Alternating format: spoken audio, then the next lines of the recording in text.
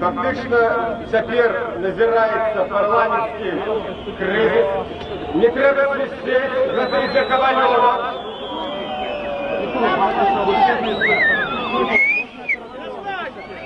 Гэта ідзе Кавалёва, які ўжо робіць партії.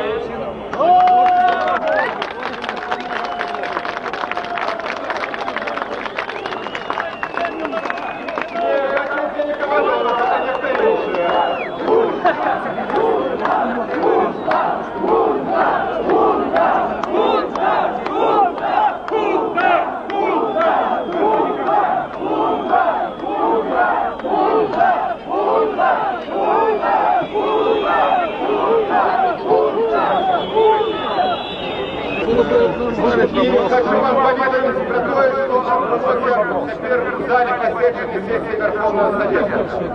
Як завсёды Николай Дементей пошел до осенней сессии у своим обычным режиме, у своим звичайным режиме, у режиме полной алогичности. Оппозиция пропоновала конкретный блок повестки дня, конкретные пропановы. На велике жаль, ви бачили, що ніякі пропанови опозиції не пройшли і пропанови президію Верховного Совету, окремя питання про союзний договор. Таким чином, у наявності назирається те, що на мові міжнародного права називається парламентським кризисом. У любой іншій правовій державі вынік парламентского кризису – это автоматично распуск парламенту и новые выборы. Але теперь президиуму дав еще один шанс. Ему пропоновали снять свою пропанову, таким чином достається у силі пропанови депутатської опозиції.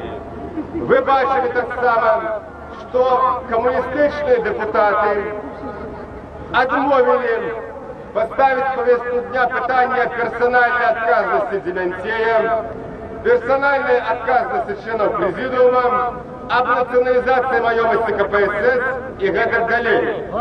Я выступал и закликал прислухаться, хотя бы до ныне, разумеюсь, политично прислухаться до голосу интуиции. Бо департизация, национализация, она все равно отбудется. Але она отбудется снизу. И может здариться, что она отбудется, скажем так, не зовсім цивилизована. А мы пропонуем им цивилизованные шляхи усіх гэтых дзеянняў, конституційныя шляхи, тое, что фактично вчора почав робіць Ельцин. Але самое дзіўнае, что у гэтых людей, у гэтых большевиков, у гэтых палітычных динозавров адсутнічае нават пачуццё уласнага самазахавання. Тому я пропоную вам застаться тут, на гэтай площади.